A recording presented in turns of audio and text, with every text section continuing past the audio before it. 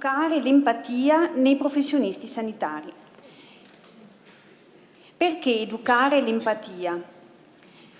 Perché per prendersi cura del paziente, il professionista sanitario deve avere capacità di ascolto di se stesso e anche dell'altro, deve saper riconoscere le proprie emozioni, le proprie reazioni emotive e anche comportamentali nelle situazioni di disagio e saperle modulare in maniera efficace. E quindi è sottoposto a un elevato lavoro emozionale, uno sforzo continuo, che viene proprio definito il lavoro emozionale, no? Che lo impegna e che sfocia in due modalità che gli mette in atto, due principali modalità che mette in atto per regolare le proprie emozioni. Una modalità di tipo superficiale che sfocia nella dissonanza emotiva.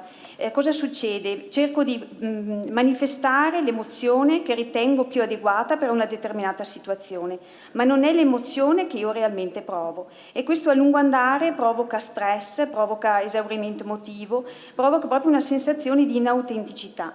E l'altra modalità che è di tipo profondo e che è l'empatia, che permette il riconoscimento dell'emozione dell'altro e la messa in atto anche di strategie comunicative efficaci e di una risposta congrua.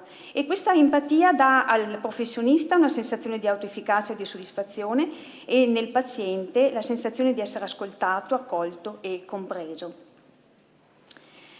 E questi sono alcuni dei presupposti teorici che hanno ideato quindi questo progetto e che hanno fatto scegliere il tema dell'empatia, perché è un tema molto importante e molto studiato, però trascurato nei programmi formativi dei professionisti e quindi si colloca nell'ambito della psicologia del lavoro e si rivolge a tutti i professionisti della salute a tutti i livelli, dal medico all'operatore sociosanitario.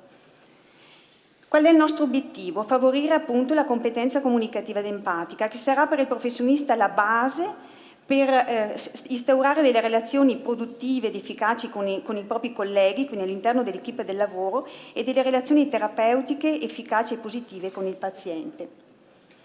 E qual è il nostro metodo? Il metodo è un metodo innovativo, non si tratta di una formazione di tipo tradizionale, perché cercheremo di organizzare degli incontri di tipo esperienziale, favorendo delle attività di tipo espressivo e creativo che sfruttano l'uso di mediatori artistici, quindi teatro, scrittura, arti visive, la fotografia, il linguaggio performativo e appunto la scrittura che ho già detto. Qui potete vedere alcuni dei momenti di queste attività formative in cui si utilizzano questi strumenti, questi mediatori artistici per favorire quello che è l'emergere dei propri vissuti, favorire il confronto, favorire anche poi un feedback e una condivisione. E qui vi ho riportato alcune frasi importanti di due studiosi, un filosofo, Willem Ditti, che sostiene come l'esperienza vissuta non possa essere portata a compimento se non viene in qualche modo espressa e condivisa attraverso varie forme di linguaggio.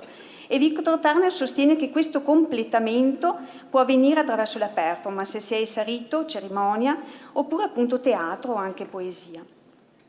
Ecco quindi le mie conclusioni. Quello che vogliamo raggiungere con questo progetto è quello appunto di migliorare la competenza empatica, ma avrà un impatto sociale ed economico elevato. Perché? Perché ci saranno riscontri anche sul paziente che gioverà di miglioramento della relazione terapeutica e quindi sarà più compliante e più partecipante al proprio processo di cura.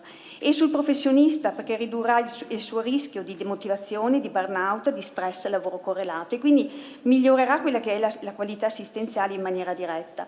Il metodo esperienziale che noi proponiamo garantirà quello che è il successo formativo perché cerca in qualche modo attraverso i mediatori artistici di favorire quello che è appunto l'acquisizione profonda di processi emotivi che andiamo a trattare e permetterà un dialogo continuo tra quelli che sono le ragioni della mente o la parte razionale, la nominazione delle emozioni e quello che invece è il vissuto più profondo e più del corpo, appunto il vissuto emozionale del psicofisico. Vi ringrazio per l'attenzione e ho terminato.